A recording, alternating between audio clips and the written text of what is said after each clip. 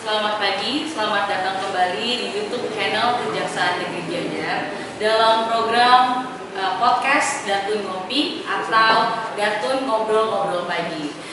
Pagi ini kita telah kedatangan tamu yang sangat spesial, yaitu Bapak Komang Hariwibawa selaku Kepala Departemen Non-Gadai PT Pegadaian Persero Area dan Pasar 2.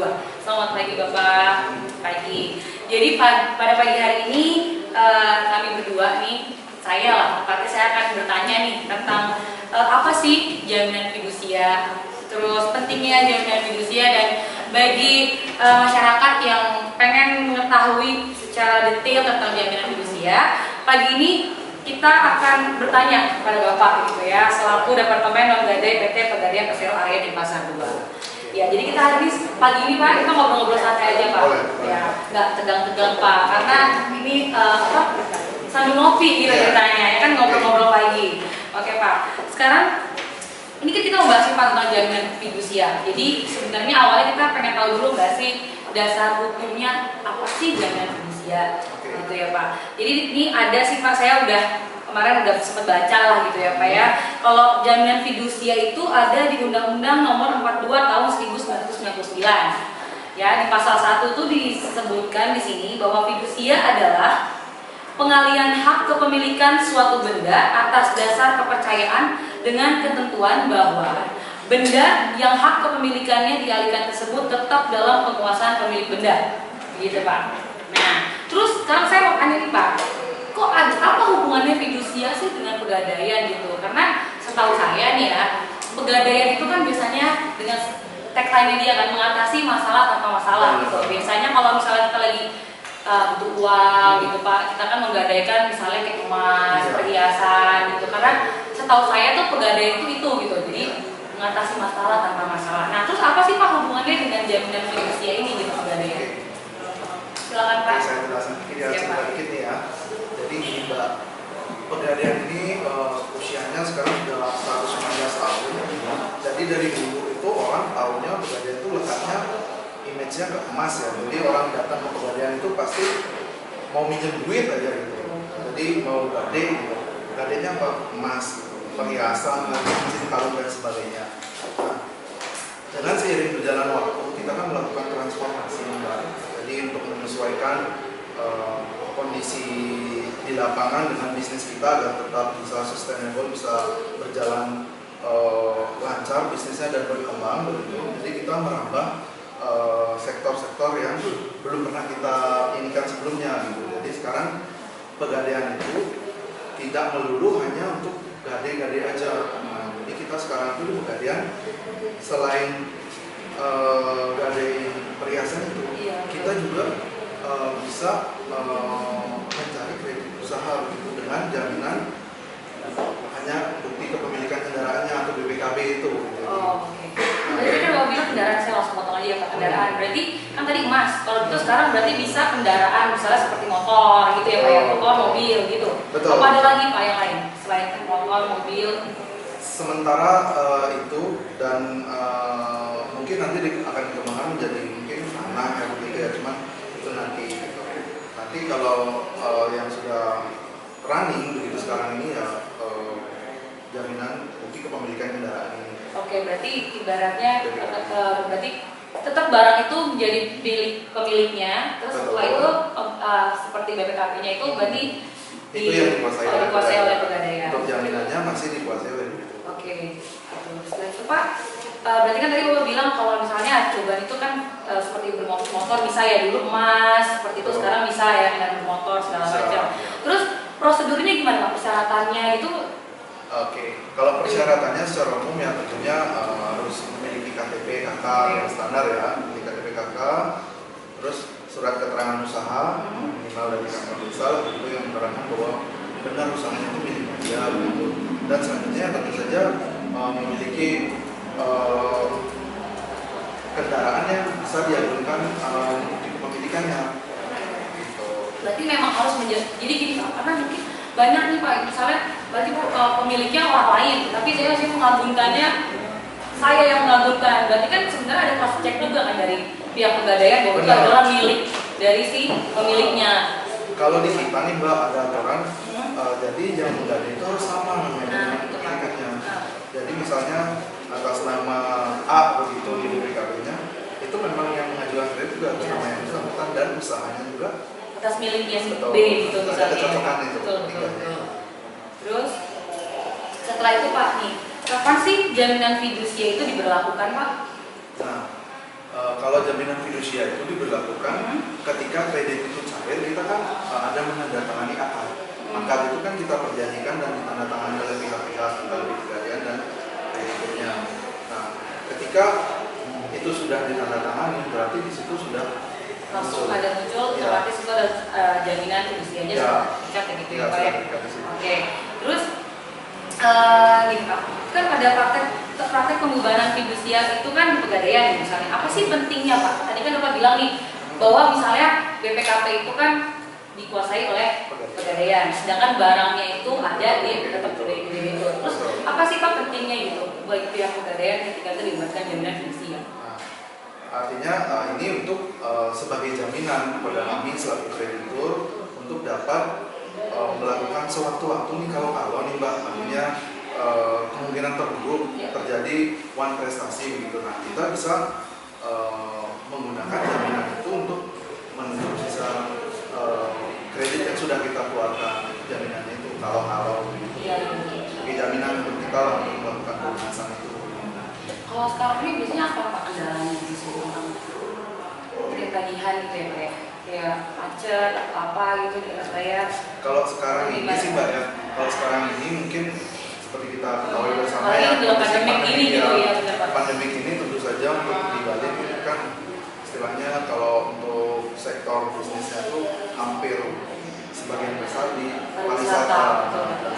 Sedangkan pandemik ini sangat berpengaruh ya untuk sektor-sektor itu dan tentu saja mungkin pada kami di Bali juga berdampak gitu.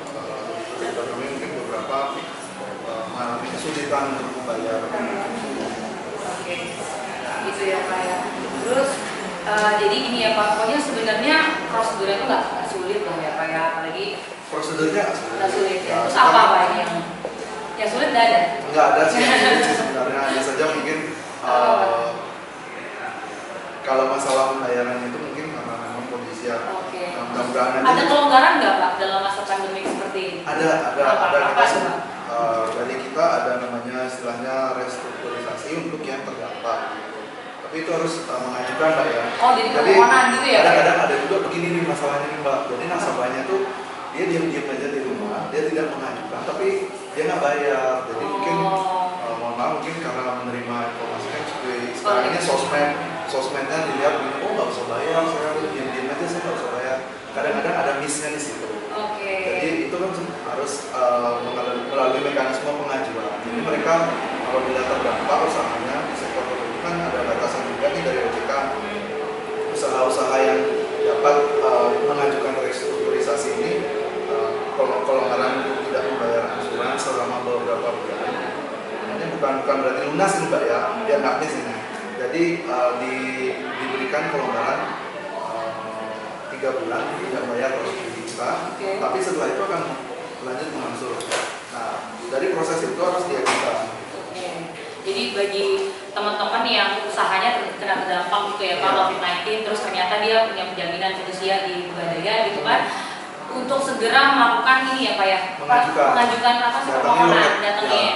Bisa datangin loket-loket kami, hanya saja itu selektif ya, ada beberapa persyaratan yang harus dipenuhi. Berarti nggak langsung tiba-tiba karena pandemi tiba-tiba langsung gitu semuanya di Purwakarta begitu enggak. Oke. Siap Pak. Ini kan kami kan juga dari Jaksa Pengacara Negara nih Pak, dari Kejari kami kan juga punya pendampingan lah gitu kan Pak, untuk misalnya untuk misalnya ada nasabah yang biasanya munggah atau seperti itu, kita kan bisa melakukan bantuan untuk litigasi gitu kan, untuk melakukan pendampingan kepada pegadaian gitu ya, untuk menagih nasabah-nasabah yang apa istilahnya berarti itu Pak ya, istilahnya macet gitu ya, pembayarannya macet gitu ya. Ya, jadi inilah bentuk sinergitas kita antara Kejaksaan Negeri Gianyar, khususnya Jaksa Pengacara Negara dengan pihak pegadaian. Jadi semuanya bisa berjalan dengan baik gitu ya Pak.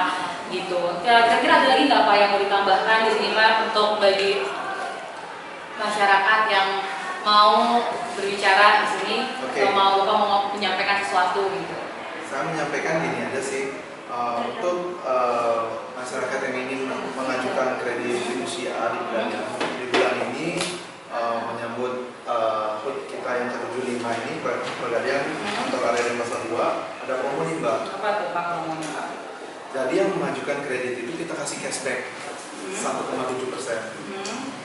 Gitu, untuk kredit kreasi namanya, untuknya adilahnya 1,7%. Oke. 1,7% itu kita kasih berupa taruhan emas. Apalagi sekarang emas tuh harganya lagi meningkat ya. Benar banget, hari ini 1.077.000. Wow, berarti per gram. paling Baru naik lagi nih. 1.075.000 rupiah. 77 rupiah. 1 gram tuh Pak ya? 1 gram. Jadi kalau misalnya saya nabung 10 gram, dari kemarin Pak. Kalau sekarang mungkin udah rugi dong Pak. Kalau sekarang, maksudnya dari kemarin pas harganya rendah, saya dapat untung sekarang. Iya nggak Pak? Kemarin juga kan selalu begitu. Ini Mbak, kalau beli emas itu ketika kita belanja itu, beli emas itu pasti selalu merasa mahal. Oh gitu. Itu memang saya alamin dulu. Saya cerita sedikit ya. Experience saya kerja dari tahun 2004. Ketika itu saya kerja masih 125.000 emas. Saya disuruh nabung gitu kan sama pimpinan cabang saya.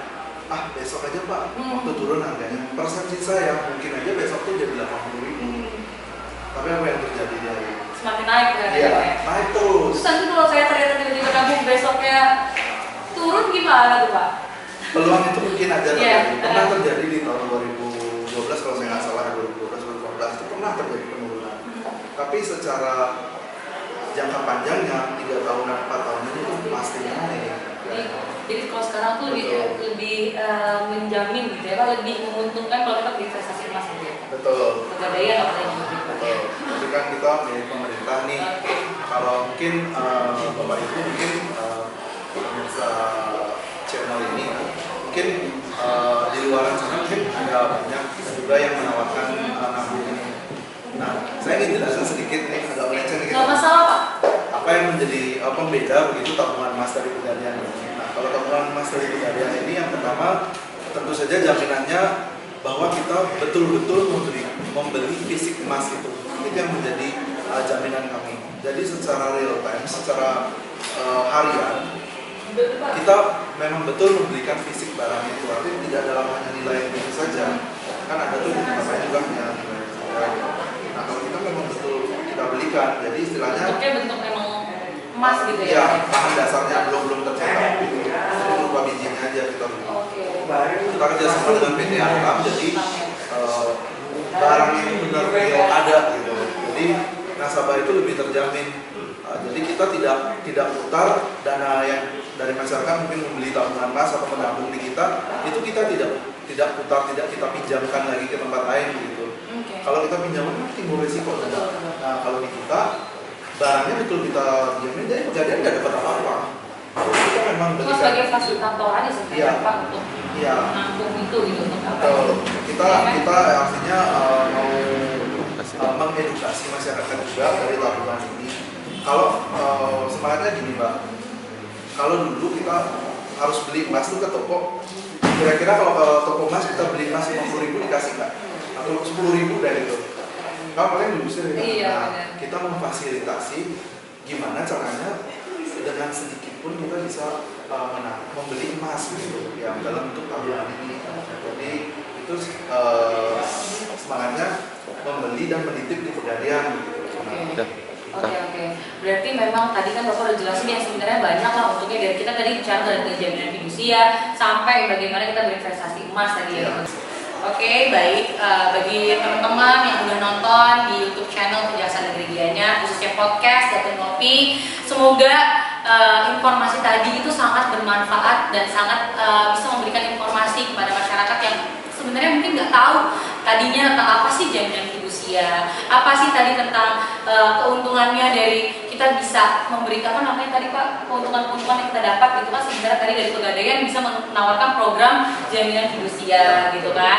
Kayak tadi misalnya tentang usaha yang mungkin saat dalam masa pandemi seperti ini gitu kan, ternyata kita diberikan ke apa namanya Pak itu kayak keluasan relaksasi gitu kan dari programnya dari Pegadaian gitu. Jadi makasih banyak kepada Bapak ini ya, Bapak Omang Hari Wibawa yang sudah menyempatkan waktunya loh jauh-jauh dari Denpasar ya ke sini ke Gianyar untuk bisa memberikan informasi yang dan mengedukasi kita semua gitu kan tentang apa itu jaminan fidusia. Jadi bagi masyarakat sekarang yang usahanya terdampak pandemi COVID-19 dan ingin mengajukan relaksasi tadi apa ya pihak Pegadaian, bisa langsung mengajukan langsung kepada pihak Pegadaian gitu ya Pak. Dengan tadi intinya bisa melakukan relaksasi selama 3 bulan ya, selama 3 bulan. Jadi memang banyak manfaatnya ya bagi masyarakat. Jadi semoga informasi pagi ini juga bisa mengedukasi dan memberikan manfaat yang banyak dan besar bagi masyarakat. Saya ucapkan terima kasih ya Pak untuk bisa hadir di sini dan memberikan informasi yang banyak untuk masyarakat, khususnya juga bekerja sama nih Pak dengan YouTube channel Kejaksaan Negeri Gianyar dan program Datun Ngopi. Dan kali bisa diundang lagi ya Pak. Siap. Terima kasih Om Santi Om.